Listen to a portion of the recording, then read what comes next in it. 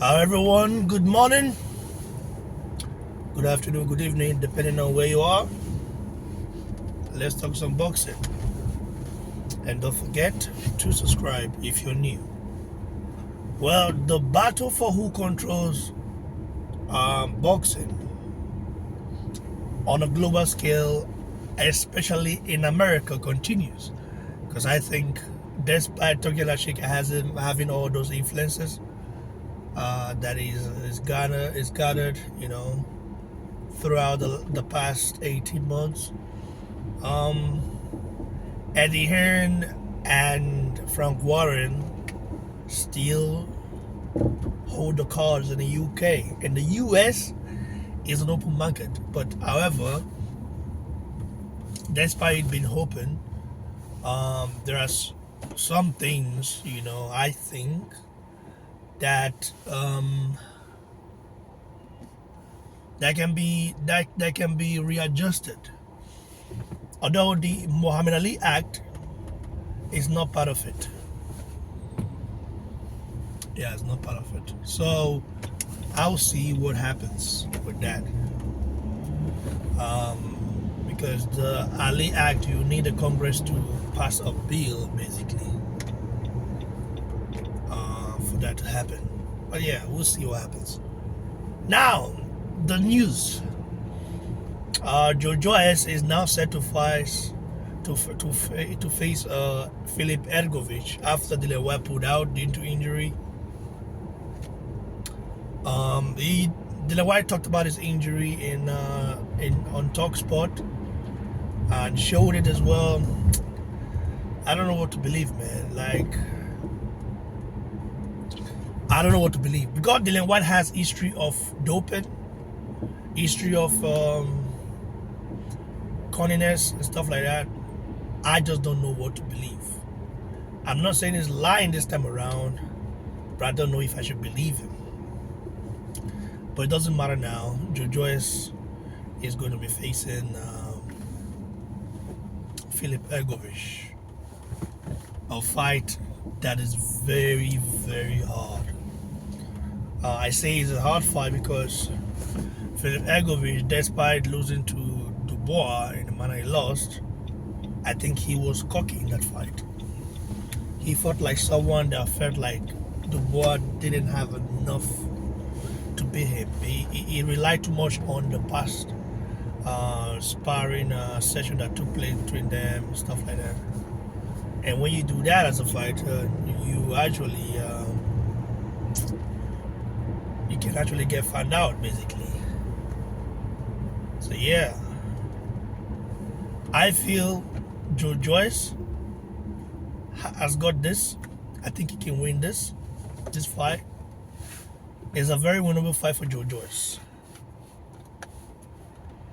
Although it depends on how he approaches fight. If I'm Joyce, I will approach this fight as the last dance, meaning this fight would be as a fight whereby, this would be like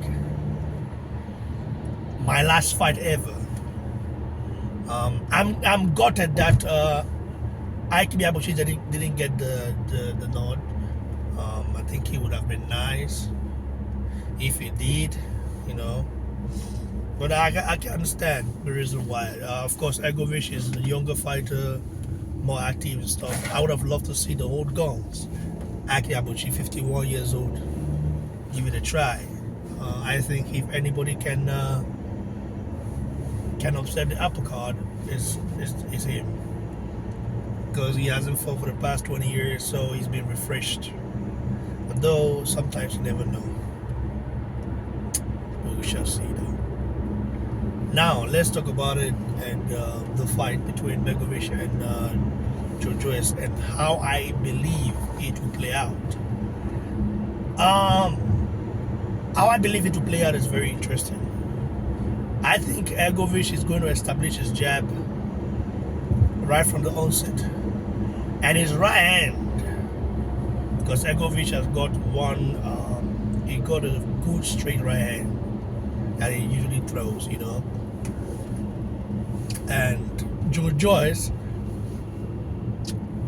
needs to improve on his defense. He need, like, of course, he cannot be like Sugar Ray Leonard, Floyd Mayweather, Shakur Stevenson. He's an heavyweight. And not even like Alexander Usyk, who's got very solid defense. However, Joyce just need to move out of the way a little bit more in this fight. And I think his pressure, the pressure he will apply on Hrgovic would beat Hrgovic. That is if we still have the Joyce that fought Joseph Parker, and that made it at the bar quit. Say no mas.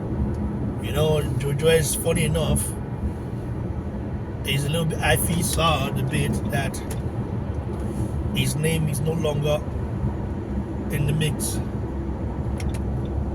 I would have loved to see something. I really feel sad about that, to be sincere. I would have loved to see Joyce, literally go against,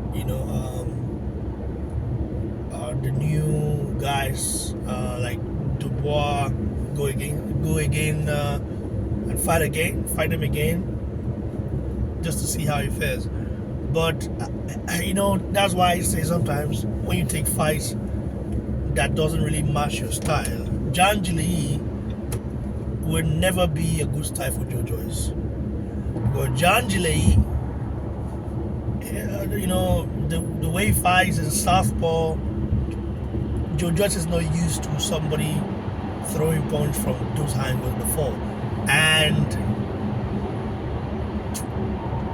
even though that Ajit Kabaye beat Zhang, a whole Zhang, the wonderful Joyce. This boxing thing sometimes, that's why they say styles make fight. But on the other hand, I give Joyce props because at least he went in there, he didn't duck anybody. He went in there against Janjali. Even Janjali right now is still very much dangerous. We all knew Janjali that once it goes past the 5 rounds, the guy begins to crumble. We know that, right? But that's because he doesn't have the gas tank to continue. He's not really active enough. But it's just sad that you just lost to him twice and brutally, and that actually destroyed Joyce's morale. And because I think that Joyce proud to fight Zanjali, he would have beaten Chisora. It's just a fact. But yeah, even though he still has a solid chin, a chin can only take you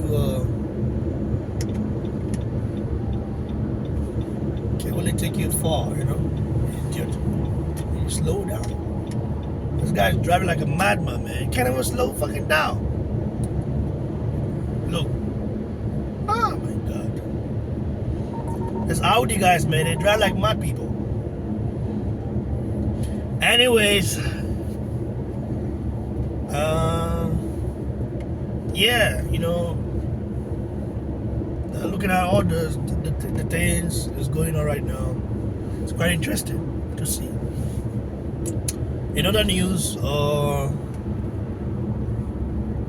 Bivol is set to fight Benavidez. Benavidez was present at the Riyadh season. Bivol had to beat BF, rematch, of which Bivol won, basically. And Turki Alalshikhh sent a warning to Bivol to say, listen, you know what we've done for you. If you go past, stuff like that, our plans, remember we did, like basically telling them, listen, stick with us and stuff like that, because Turki Alalshikhh has created a TKO, a new promotional company called TKO and stuff. Anyways, for me, I would say, listen, Bivol can fight Benavidez if he wants to. I think because Turki Alalshikhh has a lot of money, doesn't mean that all fighters just have to go with what it says. No. Boxing is a competitive sport. You know, like for example, Benavides against Bivol will be very competitive. You know, it's not a pushover fight. It's a fight that is gonna be very interesting. So every boxing fan should be able to watch it and enjoy it. Boxing is about enjoying the sport against between elite fighters. That's what I see in it. It depends on what he plans to do, but we shall see though. And yeah, it's gonna be interesting. I think Bivol will take the benefit of this fight if the dough is right. And really do what he needs to do. It's just like that. Anyways, for the Joshua fight, we don't know when Joshua is fighting next, but I'm hearing some rumors, positive ones. In as much as, listen, it's funny that Carl Froch can't let Joshua off the hook, bro. He loves Joshua so much. He's obsessed with him, Joshua. That is why this guy doesn't want to stop talking about Joshua. Oh, is Joshua finished? Oh, he invited Carl Frampton, and then started asking questions. Is Joshua finished and stuff like that, bro? One thing is certain: Carl Froch would never be mentioned in the same category as Joshua. I don't see Carl Froch. I don't know what Carl Froch did for British boxing or what boxing. I don't see what he did for what boxing or British boxing.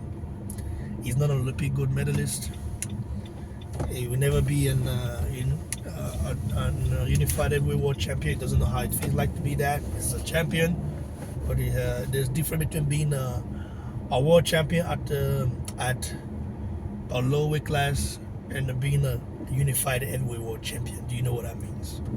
It means you are in the land of the giants, the land. I'm not saying other fighters don't matter, but every world champion carries more prestige, in my opinion. It's always been like that for a long time. Anyway, guys, like the video, share, subscribe, give it a thumbs below. The war is on between Turkey and the American boxing promoters, the governing bodies, and and even the world boxing promoters, including Eddie Hearn. We'll see what happens. It is going to be interesting to see how everything unfolds.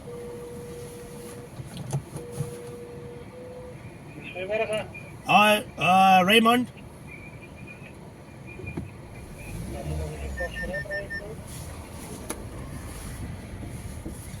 Stay tuned, guys. God bless you. Cheers.